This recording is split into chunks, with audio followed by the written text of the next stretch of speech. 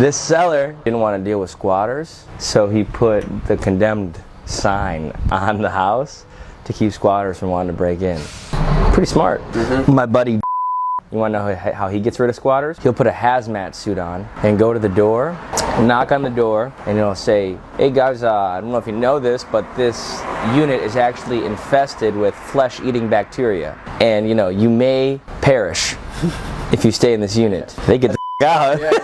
They're out of there for sure. Wow. Okay. Whatever works. I'm not going to condone any of this stuff, but it is funny as hell. Hazmat suit and a condemned sign on the door. Luckily, I won't buy an estate where squatting is allowed. That's typically the blue states. Life's too short for that kind of brain damage. But hey, I love the creativity. I remember I had an asset in Shreveport, 403 units, and it was a crime-ridden place. I should have never bought it. Luckily, I was able to turn it around and we were able to sell it. There was a shooting between a couple of units. These two people knew each other. They shot at each other, and I was going through there with the manager, and they were blaring music, and I pounded on the door. I'm like, and the guy came to the door, and I shouldn't have done this. I wasn't strapped at the time because I can't travel with a weapon. And I told the guy, I said, "Listen, turn that music down." And luckily, I'm a fairly big, intimidating guy, but if he'd have been strapped, it could have been a real problem. So I wouldn't recommend this. I'm just giving you the story. But anyway, I said, "Listen, if you're out of here by tomorrow and this place is cleaned out, I'll give you $1,500 cash. Otherwise, you'll never rent again, because I will make sure you never rent again." He was out, and I did the same thing there were actually two other units. I had 3 units. I got them all out, and the tenants were just ecstatic because it was such a mess there. But